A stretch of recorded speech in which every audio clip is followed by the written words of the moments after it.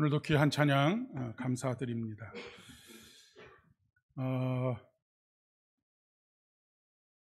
여러분은 우리 찬양대가 이곳에 올라와서 아주 잘 정제된 모습만 보지만 저는 밑에 있으면 지난 여름에 너희들이 한 일을 다 알고 있다라고 그런 얘기처럼 온갖 막 찌그럭바그럭 하는 그 화음도 잘 되지 않고 하는 그 지나온 역사들을 제 방에서 다 이렇게 듣고 있으면 처음에는 그냥 그래도 은혜이지 했는데 요즘은 소리가 굉장히 이렇게 알차진다라고 하는 느낌을 받아서 오늘 아침에도 앉아 있다가 그냥 제 여기 입꼬리가 이렇게 흐뭇하게 올라가는 그런 경험들을 하게 되었습니다. 찬양대에 제가 자꾸 욕심을 내면은 안 되는데 오늘도 귀한 찬양 감사드립니다.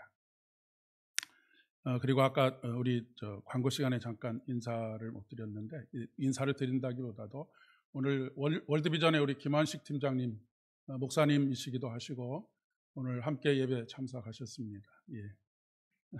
사모님도 같이 오셨습니다. 네.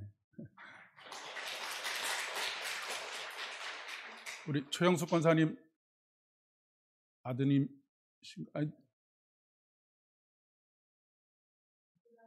아니신가요? 제가 얼굴을 한 번도 못 뵈가지고 죄송합니다. 오늘 같이 오셨네요. 반갑습니다. 요즘 여러분 우리나라를 생각하시면 어떤 생각이 드시는지 모르겠습니다. 대한민국의 미래가 있는가라고 하는 생각을 요즘 자주 합니다. 그리고 걱정도 많이 하시고 염려도 많이 하시리라 생각합니다. 그런데 중요한 것은 걱정과 염려만 하고 계실 것이 아니고 기도해야 한다라고 하는 것을 오늘 말씀드리고 싶습니다. 기도할 수 있는데 라고 하는 찬양이 있는 것처럼 사실 우리나라가 그 어려운 상황 속에서 이렇게 일어설 수 있었던 가장 결정적인 이유는 사회학자들은 사회학적으로 따져보고 경제학자들은 경제학적으로 따져보고 정치학자들은 정치학적으로 따져보겠지만 저는 우리 대한민국이 폐허를 딛고 일어서게 된 가장 결정적인 힘이 어디에 있느냐라고 하면 기도원들마다에서 나라와 민족을 위해서 기도했던 한국교회의 기도의 영성이 오늘 이 대한민국을 있게 했다라고 그렇게 생각합니다. 그러니 앞으로도 우리가 더욱 기도해야 하는 그런 상황들 속에 우리가 있음을 보게 됩니다. 걱정과 염려만이 아니라 기도함으로 말미암아서 다시 한번 하나님께서 우리 대한민국을 통해서 역사하시고 우리의 미래를 열어가시고 단순히 경제적으로 잘 사는 것만이 아니고 하나님께서 세우신 이 복된 믿음의 나라로 세워져 가는 것 위해서 계속 기도해야 하리라 생각합니다. 요즘 우리나라의 모습을 보면 마치 마주 달려오는 열차, 폭주기관차와 비슷하다라고 그렇게 생각이 되어집니다. 서로 단 한 치의 양보도 없고 멈출 생각도 없이 서로 부딪힐 그 순간까지 달려가고 있지 않은가 싶은 생각이 들고요. 먼저 겁을 먹은 사람이 멈춰서는 그것을 기대하고 있는 것은 아닌가라고 하는 생각도 들게 됩니다. 일종의 역사적인 퇴행을 지금 경험하고 있다라고 그렇게 생각이 듭니다. 역사는 정반합의 변증법적인 과정을 통해서 발전해 간다라고 그렇게 이야기를 하곤 합니다. 정의라고 하는 것은 본래 옳다라고 생각했던 것을 말하는 것이고 반이라고 하는 것은 시대가 변하거나 사람들의 생각이 변함으로 말미암아서 그동안 되어졌던 것들 중에는 물론 좋은 것들도 있지만 그렇지 못한 것들이 많이 있기 때문에 그 반대의 생각들을 가지고 있는 사람들이 서로 충돌을 하게 되는 것이죠. 그런데 이 정반이 합의되는 과정을 통해서 또 다른 새로운 길이 만들어지게 됩니다. 합의라고 하는 것은 앞에서 언급되었던 처음에 옳다라고 생각되었던 것과 시대와 생각이 변하면서 그렇지 않다라고 하는 것이 충돌하는 가운데 새롭게 만들어지는 제3의 길이라고 그렇게 이야기를 할 수가 있겠습니다. 그런데 이 역사는 항상 직선으로만 발전해 가는 것이 아니고 역사의 진보와 퇴행을 반복해 가면서 발전해 가는 것이죠. 그런데 분명한 것은 이 정반합의 과정을 통해서 만들어지는 길, 그 길이 진리가 아니라고 하는 사실입니다. 진리라고 하는 것은 어떤 시대, 어떤 장소에서도 변하지 않는 것이 진리입니다. 그런데 이 역사의 과정들 속에서 만들어진 정반합의 과정을 통해서 만들어지는 그 사상들은 보통은 우리가 이렇게 표현을 하지요. 시대 정신이라고 그렇게 표현을 합니다. 그러니까 시대 정신이라고 하는 것은 그 시대에 맞는 옷을 입는다라고 하는 그런 표현인 것이죠. 하지만 반면에 언제든지 변할 수 있다라고 하는 그런 한계를 가지고 있는 것이 시대 정신입니다. 그러니까 우리가 세상의 흐름을 잘 읽어내는 시대 정신을 잘 아는 것, 그것은 중요합니다. 왜냐하면 이 세대를 본받지 않고 하나님께서 우리에게 주신 진리의 길을 따르는 그런 삶을 살아가기 위해서는 필요한 것을 우리가 알 수가 있지요. 우리 주님께서는 우리의 길이 되시고 진리가 되십니다. 그 길은 우리가 흔들리지 않고 가야 할 길이고 마침내 다다르게 되는 길이라고 이야기할 수 있겠습니다. 그리고 그 길은 생명의 길입니다. 이렇게 시대에 따라서 장소에 따라서 다른 옷을 갈아입는 것, 그것은 무엇이냐면 이전에 있었던 우리가 옳다라고 생각했던 것들이 소멸되는 것을 말하는 것입니다. 그런데 예수님께서 우리에게 보여주신 그 길은 소멸되는 길이 아닙니다. 생명의 길이라고 하는 것은 항상 살아있는 길, 우리가 그리고 살아가는 길을 말하는 것이지. 이 길은 시대에 따라서 변하지 않는 길입니다. 북극성이 언제나 그곳에 있음으로 인해서 사람들의 길잡이의 역할을 하는 것처럼 이 생명의 길은 우리에게 길잡이의 역할을 할 뿐만 아니라 그것이 곧 우리의 삶이 되어야 한다라고 하는 것을 말씀하고 있습니다.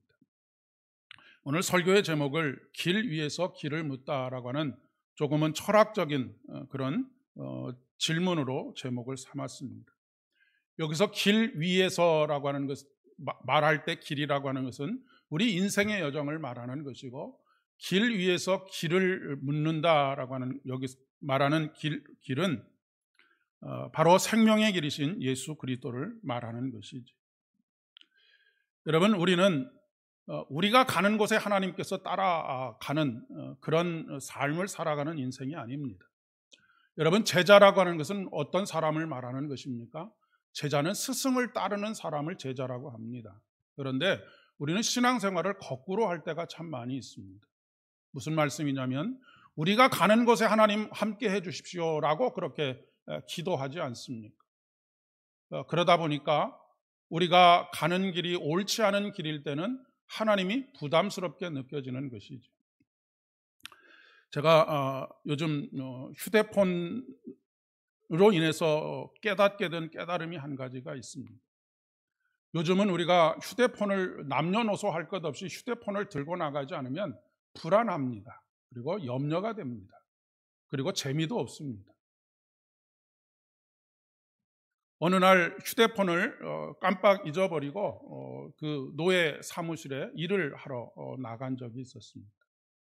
아무에게도 연락을 받을 수도 없고 또 어떤 연락이 있을까라고 하는 생각도 마음속에 부담감이 있기는 했지만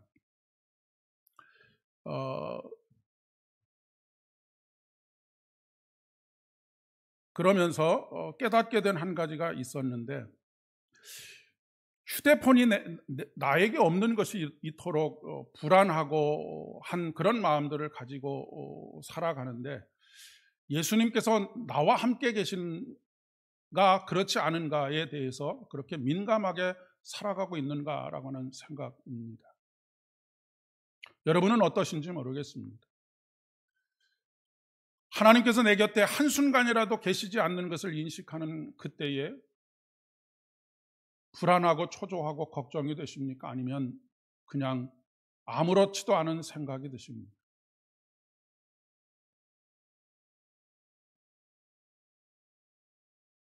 우리 아이들이 휴대폰이 없으면 요즘은 거의 휴대폰이 그 몸에 부착되어 있는 어떤 물건처럼 그렇게 생각이 되어지는데, 휴대폰을 가지고 있지 않으면 심심하다라고 그렇게 이야기합니다. 휴대폰이 없으면 그렇게 인생이 심심한 것처럼 우리 주님께서 우리와 함께하지 않으시면 우리에게 기쁨이 없고 즐거움이 없는 그런 인생은 우리가 살아가지 못하는 것일까라고 하는 생각도 듭니다.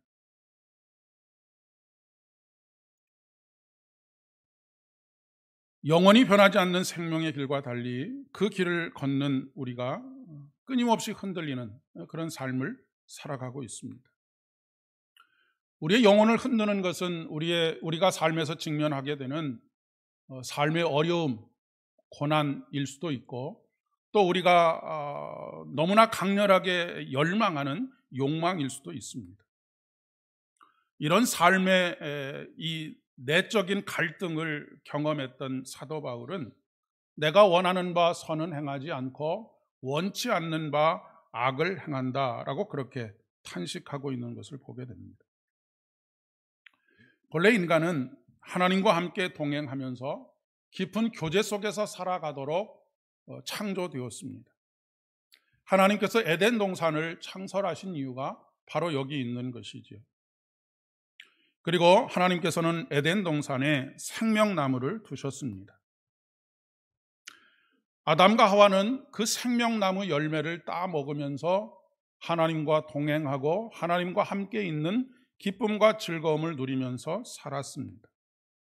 우리가 나무의 열매를 따먹는다라고 하는 것을 단순히 그냥 어린아이와 같이 나무의 열매를 따먹는다라고 그렇게 이해하시기보다는 하나님과의 깊은 교제 속에서 매일매일을 살아갔다라고 그렇게 이해하시면 될 것 같습니다. 우리는 하나님과의 관계 속에서만 생명을 누리면서 살아갈 수가 있습니다. 이것이 바로 생명나무를 우리가 그 열매를 매일매일 따 먹으면서 살아간다라고 기록되어 있는 창세기의 의미라고 이야기할 수 있습니다. 그리고 그 관계가 끊어지면 생명으로부터 벗어나게 되는 것입니다. 숨이 끊어졌다라고 말하는 이유가 바로 여기 있는 것이죠.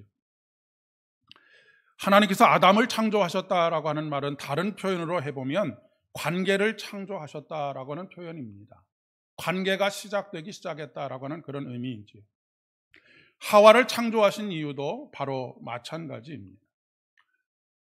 아담과 하와가 연합의 관계, 한 몸 되는 관계를 창조하신 것입니다. 그렇기 때문에 하와를 창조해 놓으시고 하나님께서 이 관계에 대해서 설명하신 것이 바로 한 몸을 이룰지니라 라고 하는 그런 말씀인 것이죠. 그렇기 때문에 하나님 안에서 창조된 아담과 하와는 한 몸을 이루는 관계가 된 것입니다. 그런데 이 관계의 근본을 흔들어 놓는 사건이 있었습니다. 그 사건이 뭐냐면 바로 선악을 알게 하는 나무의 열매를 따먹게 된 것입니다. 인간이 선악을 알게 하는 나무의 열매를 따먹는다라고 하는 것은 곧 하나님과 분리된다라고 하는 것을 의미하는 것입니다. 왜 그러냐면 하나님은 언제나 선하신 하나님이십니다. 그런데 선악을 알게 된다라고 하는 것은 우리가 오직 선하신 하나님과는 다른 어떤 것에 속해 있는 사람이 되게 되었다라고 하는 것을 의미하는 것이기 때문에 그렇습니다. 선하신 하나님과의 연합 속에 있었던 아담과 하와는 사실 악을 알지 못했습니다. 왜냐하면 언제나 선하신 하나님의 통치와 지배 아래에 있었기 때문에 그렇고 그분의 선하심 속에서 살아갔기 때문에 그렇습니다. 벌거벗었으나 부끄럽지 않았다라고 하는 것은 무엇이냐면 악을 전혀 알지 못했다라고 하는 그런 이야기입니다. 그러니까 악을 알면서부터 우리는 우리의 삶의 부끄러움을 알게 되었다라고 하는 그런 의미인 것이죠. 인간이 악을 알게 되었다라고 하는 것은 더 이상 하나님께 속하지 않게 되었다라고 하는 것을 의미하는 것입니다. 바로 하나님과 인간이 서로 분리되게 되었다라고 하는 의미이죠. 하나님과 분리되게 된 인간은 더 이상 하나님을 볼 수 없게 되었습니다. 그리고 악에 속하게 되었고 또한 악에서 벗어나지를 못하게 되었습니다. 성경에서 말하는 죄가 관역을 벗어났다라고 하는 의미를 가지게 된 이유가 바로 여기에 있는 것이죠. 관역을 어디를 바라보게 되었느냐면 욕망을 바라보게 되었습니다.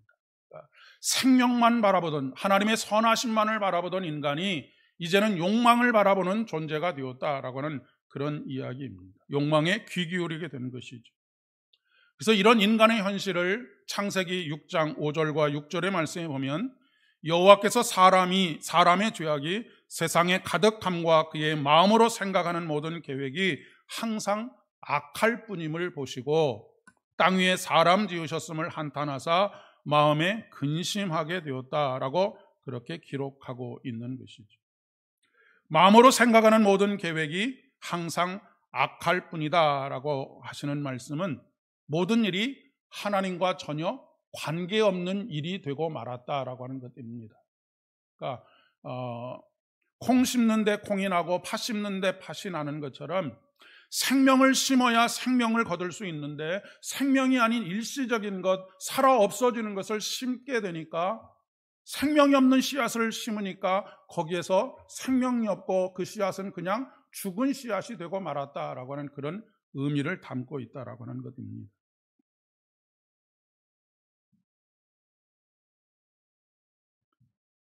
선하신 하나님과 관계없는 것은 곧 악에 속한 것입니다. 우리는 자꾸 죄와 그러니까 선과 악을 어떤 우리의 행위로 자꾸 이해하고 해석하려고 하다 보니까 혼란이 오게 되는데, 하나님께 속한 사람은 그가 선한 것을 맺을 수밖에 없고 하나님께 속하지 않는 사람은 당연히 악한 것을 맺을 수밖에 없는 것이 우리가 너무나 쉽게 이해할 수 있는 인생의 이치가 아니겠습니까? 아담과 하와는 결국 에덴 동산에서 쫓겨나고 말았습니다. 관계가 단절이 된 것이죠. 생명이 아닌 욕망을 선택함으로 더 이상 생명에 속하지 못한 사람이 되었다라고 하는 그런 이야기입니다. 그 얘기는 죄와 사망의 권세 가운데 살아가게 되었다는 말씀이죠.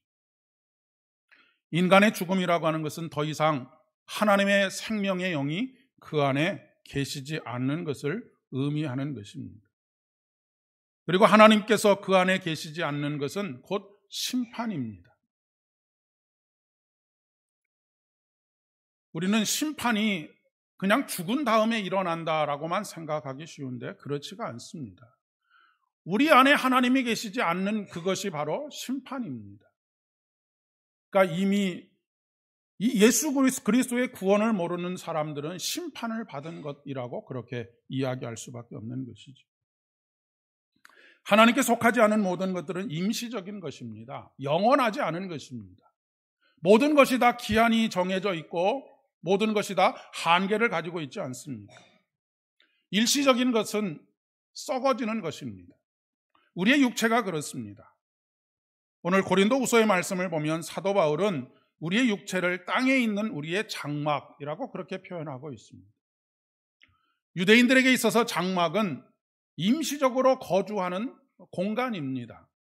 왜냐하면 유대인들은 오랜 세월 동안 유목민으로 살아왔기 때문에 그렇습니다. 유목민들이 풀이 있는 곳을 찾아다니지 않습니까? 그리고 풀이 있는 곳에 장막을 치고 일주일을 머물기도 하고 2주일을 머물기도 하고 단 며칠을 머물기도 합니다.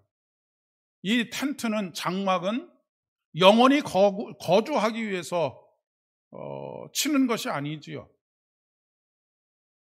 언제든지 떠날 때 철거하는 것입니다. 반면에 하나님께서 지으신 집, 곧 손으로 지은 것이 아니요 하늘의 영원한 집이 우리에게 있는 줄을 아노라 라고 하는 말씀은 영원한 생명의 주님이 우리 안에 계신 것을 고백하는 것이죠. 그렇기 때문에 그 생명의 영이 우리 안에 계심으로 말미암아 우리가 거룩한 전, 곧 성전이 되는 것입니다. 그곳에서는 다시는 헤어짐이 없는 것이고 영원하신 생명이신 하나님께 속하게 될 때 더 이상 죽음은 우리의 왕노릇을 하지 못하게 되는 것이죠. 예수님께서 이 땅을 떠나시면서 뭐라고 말씀하십니까? 내가 너희와 영원히 함께 있으리라 라고 말씀하십니다. 이 영원히 함께 있으리라 라고 하는 말씀은 곧 우리가 더 이상은 우리 주님과 헤어짐이 없게 된다라고 하는 것을 의미하는 것입니다. 그리고 우리가 살아가고 있는 이 인생이 영원한 생명으로 살아가는 인생인 것을 말씀하고 있는 것이죠.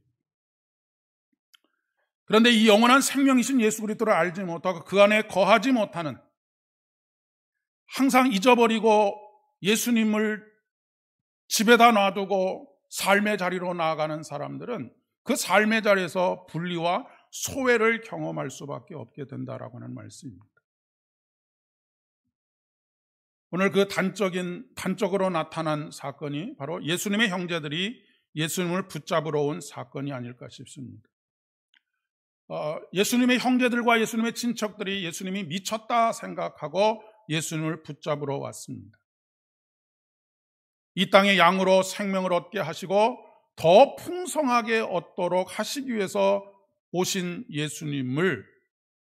예수님의 말과 행동을 그들은 이해할 수가 없었기 때문에 그렇습니다. 여러분, 올챙이로 있을 때를 바라보는 세상과 개구리가 되었을 때 바라보는 세상이 다르고 애벌레로 바라보는 세상과 나비가 되어서 바라보는 세상은 전혀 다른 세상입니다. 그러니 죄와 사망의 권세 가운데 살아가는 인생들은 하나님께서 다스리시는 하나님의 세계를 도저히 이해할 수가 없었고, 이해할 수 없으니 내가 이해할 수 없으니 네가 틀렸다라고 그렇게 말하고 있는 것이지. 물론 우리의 가정은 굉장히 소중합니다. 그러나 내 가정의 행복을 위해서 다른 가정의 불행을 가져오는 것은 참 잘못된 것이지. 지금 우리 사회의 가장 아픈 부분이 어떤 부분이냐면 가족 이기주의입니다. 요즘 학교 현장에서 끝이 없는 악성 민원으로 학교가 망가지고 있다는 이야기를 여기저기서 듣지 않습니까? 며칠 전에 어느 초등학교의 초등학생 아이가 교감 선생님의 뺨을 때리는 영상이 굉장히 큰 그 논란거리가 되고 있습니다. 아마도 학생이 학교 수업 중인데 집에 가겠다고 그렇게 했던 모양입니다. 교감 선생님이 당연히 말리기도 하셨을 뿐만 아니라 이 아이의 그동안에 몇 차례 학교를 그렇게 강제 전학을 당하면서 그 학교에서 항상 벌였던 일들이 그런 일들이었기 때문에 그런 과거의 그 아이의 그 이야기들을 알고 있는 교감 선생님이 당연히 아이를 말리지 않았겠습니까? 그런데 아이가 분노를 참지 못하고 교장 선생님의 뺨을 한 차례 때리는 것이 아니고 여러 차례 뺨을 때리는 그런 모습이 영상을 통해서 보여줬습니다. 아이는 그럴 수 있다라고 생각을 하지만 그 부모의 행태를 보면서 분노를 감출 수 없었습니다. 왜냐하면 영상에 다 나타났기 때문에 아이가 잘못하지 않았다라고 주장을 하지 못하니까 이 아이가 이렇게 할 수밖에 없도록 교감 선생님이 만들었거나 학생들이나 아이들이 그렇게 했을 것이다 라고 그렇게 주장을 하면서 오히려 책임을 남한테 전가하는 그런 모습을 보이고 있기 때문에 그렇습니다. 이런 행동들이 다 어디서 나오느냐면 내 자식만 소중하다라고 하는 생각에서 나오는 것이고 내 가족만 소중하다라고 하는 생각에서 나오는 것이 아니겠습니까? 가족은 이 땅에서 하나님의 뜻을 펼치기 위한 통로이지 그 목적 자체가 아니라고 하는 사실입니다. 여러분, 유대인들이 2000년의 역사와 그 이전의 역사 속에서 고립된 삶, 그런 삶을 살아갔던 이유가 무엇인 줄 아십니까? 바로 선민사상 때문입니다. 선민사상이라고 하는 것은 하나님께서 나에게 사랑을 베푸시고 은혜를 베풀어 주셨다라고 하는 차원에서는 참으로 소중한 믿음의 고백이긴 하지만, 이 선민사상이 택함을 받지 않는 모든 유대인 이외의 사람들은 이방인이라고 하는 하나의 통칭으로, 그리고 그렇게 통칭할 뿐만 아니라 개나 돼지로 취급했다라고 하는 이야기는 한 인간을, 하나님의 형상으로 창조된 한 인간을 인격으로 대하지 않았다라고 하는 그런 이야기인 것이죠. 이것은 개인적인 이기주의도 그렇지만 가족 이기주의도 그렇고, 나아가서는 교회가 이기주의에 빠질 수가 있습니다. 그리고 민족이, 나라가 이기주의에 빠질 수 있다라고 하는 것이죠. 이기주의라고 하는 것은 무엇이겠습니까? 나와 타인을 서로 분리시키는 것입니다. 이때 예수님께서 새로운 가족의 개념을 제시하고 계십니다. 누구든지 하나님의 뜻대로 행하는 자가 내 형제요 자매요 어머니이니라 라고 말씀하고 있습니다. 여러분, 신앙 공동체의 모든 구성원들은 그 안에 목사도 있고 장로도 있고 권사도 있고 집사도 있고 여러 직분들이 있지만 모두가 다 한 형제이고 한 자매입니다. 이 직분 이전에 한 형제이고 한 자매라고 하는 것이죠. 누구를 아버지로 모시는, 하나님을 아버지로 모시는 다 형제와 자매입니다. 이런 인식이 가장 강렬했던 공동체가 바로 초대교회 공동체입니다. 초대교회 공동체의 모든 사람들이 각자가 가지고 있었던 재산들을 함께 공유할 수 있었던 이유가 무엇입니까? 한 형제, 이제는 더 이상 내 가정이라고 생각하지 않고 새로운 가정이 만들어졌다라고 하는 것을 고백하는 믿음의 고백이 바로 초대교회 공동체인 것입니다. 그런데 우리가 교회에 와서도 내 자식을 먼저 챙기고 내 가정을 먼저 챙기고, 여러분, 목사인 제가 교회에 많은 어려움들이 있는데 만약에 아주 극단적으로 한번 생각을 해보십시오. 어떤 가정이 큰 슬픔을 당했는데 오늘 내 가정이 외식하러 가기로 먼저 약속을 했다고 해서 외식하러 가는 일을 먼저 한다고 하면 어떻게 되겠습니까? 당연히 아픔이 있는 그곳을 먼저 달려가는 것이 한 가정을 이룬, 새로운 형태의 가정을 이룬 우리들의 모습이 아니겠습니까?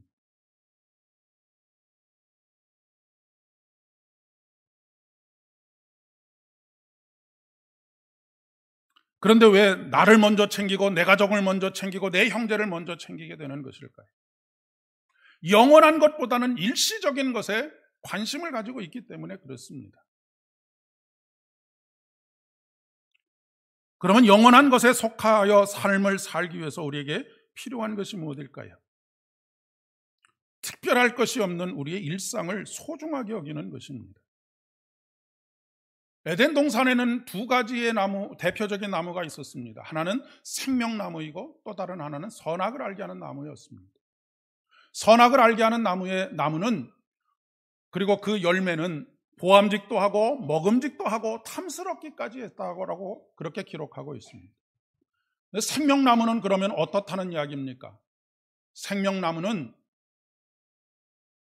보암직도 하지 않고 먹음직도 하지 않고, 그러니까 사람의 이목을 끌만한 그 어떤 것도 없다라고 그렇게 이야기할 수 있습니다. 사람은 살아가면서 늘 특별한 어떤 것을 원하면서 살지요.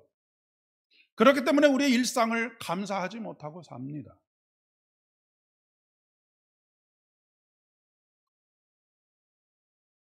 전업주부가 매일매일 밥을 하는 것, 그것은 우리의 일상이 아닙니까? 그런데 그것을 무엇이라고 표현하냐면 살림이라고 표현합니다. 살림이라고 하는 것은 사람을 살린다라고 해서 살림이 되는 것이죠. 그 일상이 우리를 살게 하는 것입니다. 특별한 외식이, 화려한 음식이 우리를 영양가 있게 만들어주는 것이 아닌 것이죠.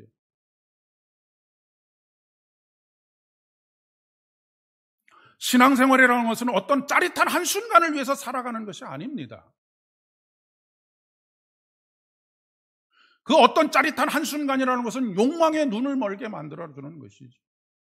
생명나무는 항상 그곳에 있고 항상 그것을 따먹는다라고 하는 것은 앞에서 말씀드렸던 것처럼 매일매일 하나님과 그렇게 크게 다를 것 없는 일상을 살아가는 것이 바로 생명나무를 먹고 사는 것입니다.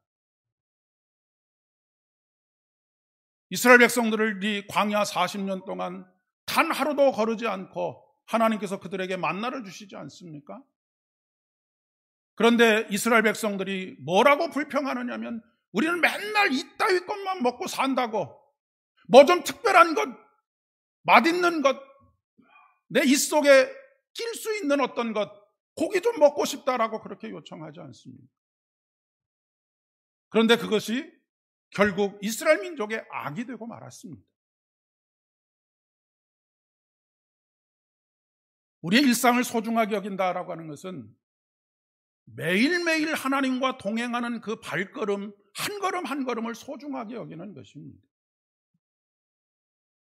주일날 하루 나와서 예배를 드리는 것만으로 우리의 마음속에 감격이나 기쁨이 있는 것이 아니고 매일 매순간 우리의 발걸음을 인도하시는 하나님과 함께 걸어가는 삶, 그분이 나를 쫓아오라고 하는 것이 아니라 그분이 가시는 발걸음에 내가 쫓아가는 제자로서의 삶을 살아가는 것.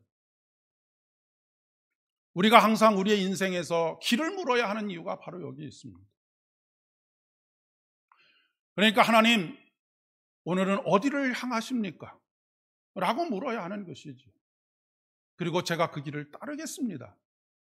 그런데 도무지 예수님께서 가시는 길을 묻지 않습니다. 그곳에만 생명이 있고 그곳에만 선한 열매들이 맺혀질 수 있는데 길을 묻지 않으니 그 길을 걷지 못하는 것이죠. 그 길을 걷지 못하는 사람은 자기가 걷고 싶은 길을 걷는 것입니다. 그 길은 결국 어떤 길입니까? 패망하는 길입니다.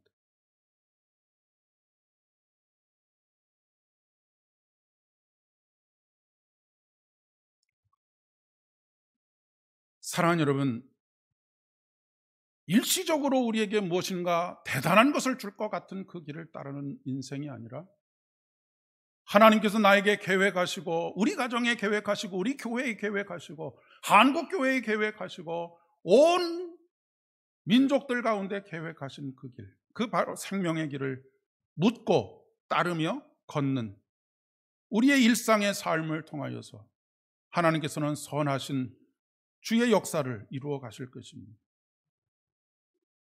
그런 의미에서 우리 대한민국의 미래도 우리 그리스도인들에게 달려있다라고 생각합니다.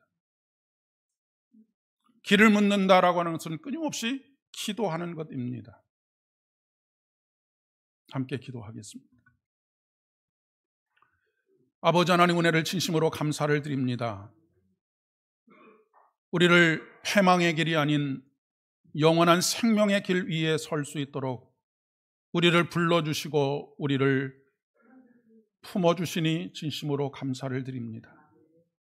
하나님, 그동안 우리는 참으로 어리석게도 내가 가는 그 길 위에 하나님 함께 해주십시오라고 요청해 왔습니다. 그러나 이제는 우리의 기도가 달라지기를 원합니다. 하나님께서 가시는 그 길을 따르는 제자로서의 삶을 살겠다고 고백하는 우리의 고백들이 넘쳐나기를 소망합니다. 그 길은 생명의 길이고 그 길은 선한 열매들을 맺어가는 길인 것을 고백합니다. 아버지 하나님, 우리 각자의 인생을 향하여 가지고 계시는 선하고 아름다운 계획들을 온전히 살아드릴 수 있도록 오늘도 우리를 주 안에 머물게 하시고 주 안에 살게 하시고